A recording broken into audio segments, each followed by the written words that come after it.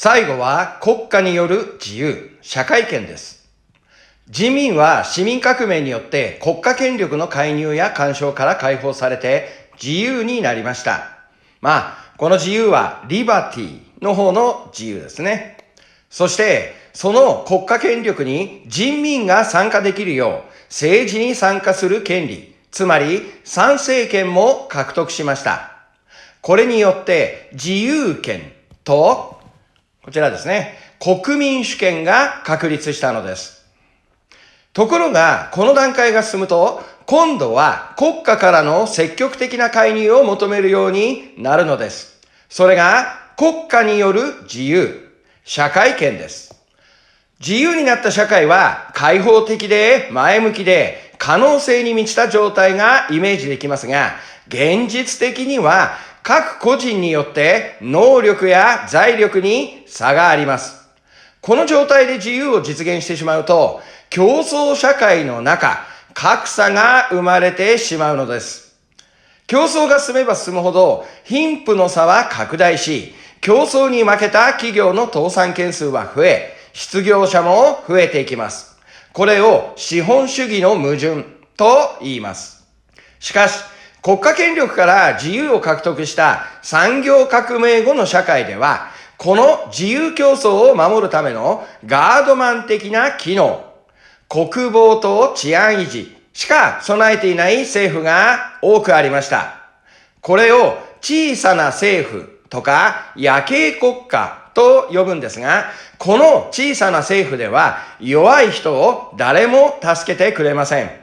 もちろん、経済が発展するには自由放任がベストです。しかし、弱い人を助けなければ社会的弱者が増え、社会に不満が溢れていきます。そこで社会権的な発想で国家に助けてもらう必要が出てきたのです。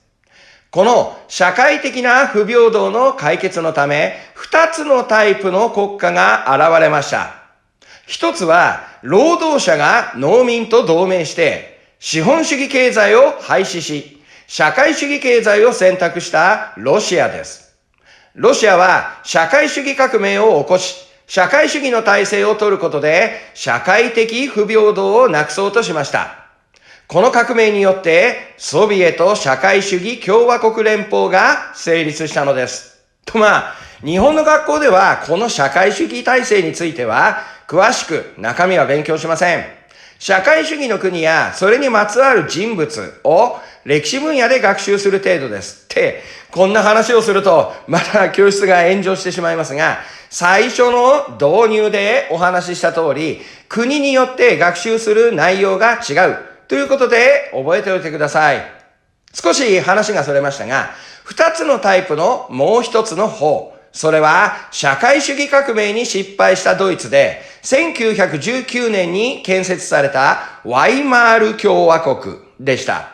このワイマール共和国では、たとえ社会主義革命は失敗しても、貧しい人たちや労働者の意見を無視することはできず、その憲法に社会権を規定しました。つまり、資本主義体制の枠内で社会的不平等を是正しようとしたのです。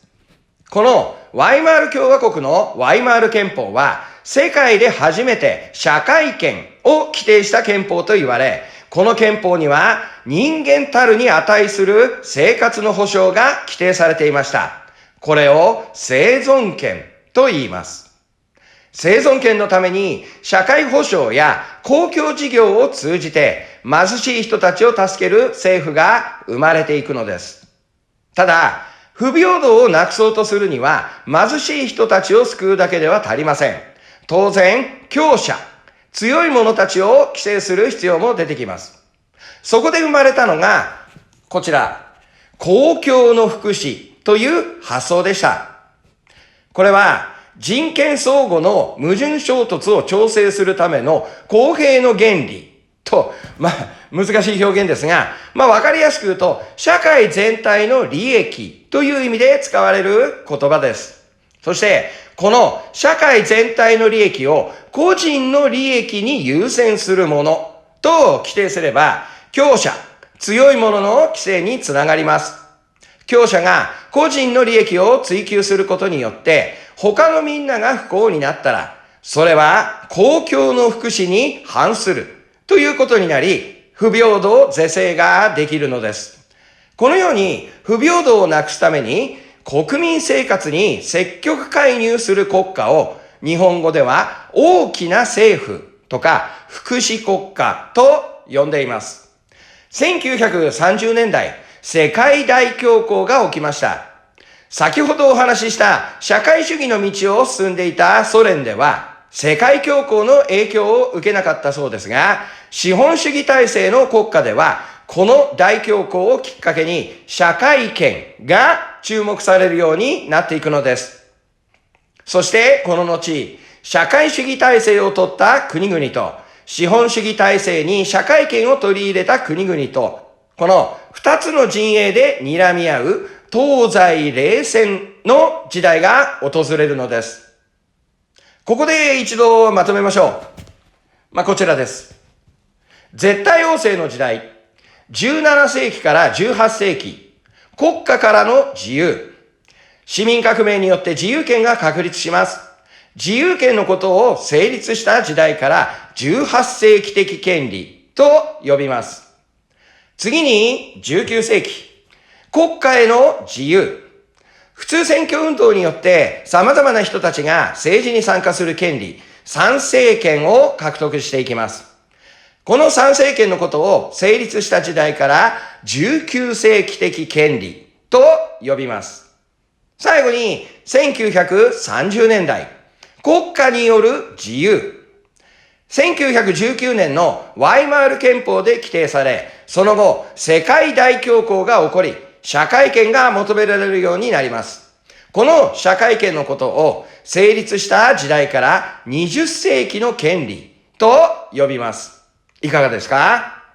また、先ほど夜景国家とか福祉国家という言葉が出てきたので、ついでに国家の機能を表す言葉も整理したいと思います。国家を機能的に分類すると、こちらですね。一つ目、まずは16世紀から18世紀、絶対主義の時代です。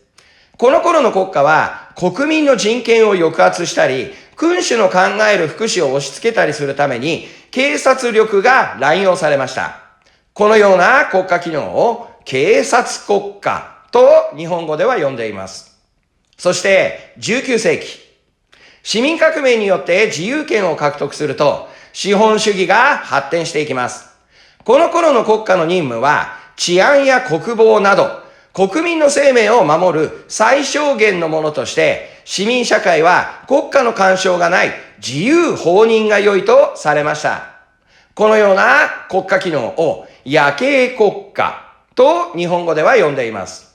そして、資本主義が発展し、様々な矛盾が生まれてくると、国家が貧富の差の拡大是正、つまり貧富の差を少なくしようという動きが起きます。社会的弱者の生活を保障して、積極的に国民生活の福祉や公正を図ろうとします。公正なんて日本人でも意味が難しい言葉ですので、ぜひですね、字幕ですね。字幕で確認してください。公正です。このような機能をする国家のことを福祉国家と日本語では呼んでいます。いかがでしょうか？自由権、参政権、社会権、これらを獲得することで基本的人権が成立していった過程をお話ししてきました。この後、第二次世界大戦を経て、これらの人権思想が世界へと広がっていくのです。